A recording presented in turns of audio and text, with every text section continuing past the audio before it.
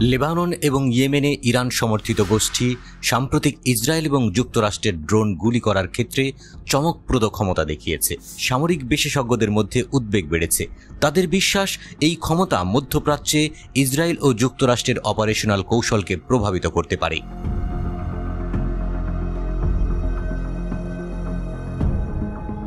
Breaking ডিফেন্সের বিশ্লেষণে উঠে এসেছে চাঞ্চল্যকর তথ্য। গত 8 অক্টোবর থেকে সংঘাত শুরু হওয়ার পর থেকে ইসরায়েলের উত্তর সীমান্ত বরাবর হিজবুল্লাহ ইসরায়েলি বিমান বাহিনীর 5টি ড্রোন হারিয়েছে। হারমিস 450 এবং হারমিস 900 মডেলের ড্রোনগুলিকে গুলি করে ভূপাতিত করেছে হিজবুল্লাহ যোদ্ধারা। একইভাবে মার্কিন যুক্তরাষ্ট্র একই সময়ে হুথি মিলিশিয়াদের ক্ষেপণাস্ত্রের আঘাতে 3টি MQ-9 রিপার ড্রোন হারিয়েছে।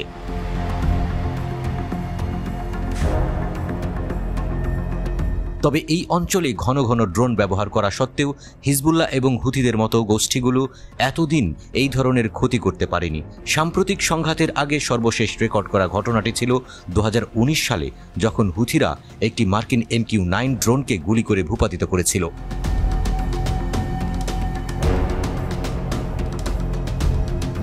বিশেষজ্ঞরা পরামর্শ দিয়েছেন, যুক্তরাষ্ট্র এবং ইসরায়েলকে তাদের কৌশলগুলো পুনরায় মূল্যায়ন করতে হতে পারে, যার মধ্যে মনুষ্যবিহীন বিমান ব্যবস্থা জড়িত। Washington institute for near east পলিসির সিনিয়র ফেলো ফারজিন নাদিমি বলেছেন, হিজবুল্লাহ ও হুথির ক্রমবর্ধমান হুমকি ইসরায়েল এবং যুক্তরাষ্ট্রের আকাশ আধিপত্যকে হ্রাস করতে পারে।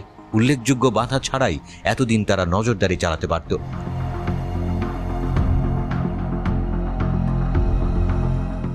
Centre for strategic and international studies CSIS এর ডেপুটি ডিরেক্টর শান শেখ ইঙ্গিত দিয়েছেন, ইরান সমর্থিত মিলিশিয়াদের এই বর্ধিত আকাশ প্রতিরক্ষা ক্ষমতা ইয়েমেন এবং লেবাননে ইসরায়েলি ও মার্কিন ড্রোন অপারেশনকে বাধা দিতে পারে।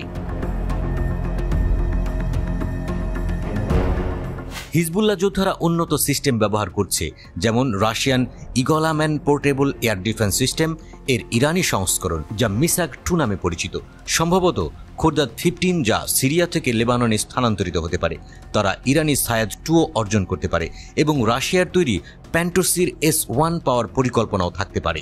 বিশেষজ্ঞদের মতে, ইরানের নতুন হার্ডওয়্যার এবং অপারেটরদের উন্নত প্রশিক্ষণে ড্রোন ধ্বংস করার ক্ষেত্রে ঝানু হয়ে উঠেছে হুথি ও হিজবুল্লাহ।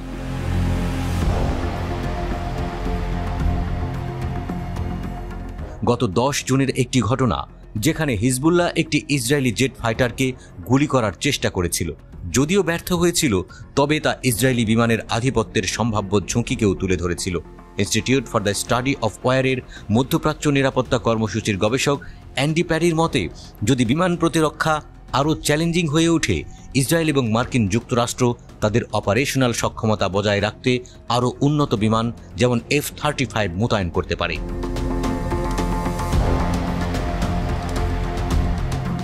হিজবুল্লাহ ইসরায়েলের বিরুদ্ধে দক্ষিণ লেবাননে একটি ফ্রন্ট খুলেছে, আর হুথিরা লোহিত সাগর এবং বাব আল মান্দেব প্রণালীতে বাণিজ্যিক জাহাজগুলিকে লক্ষ্যবস্তু করছে।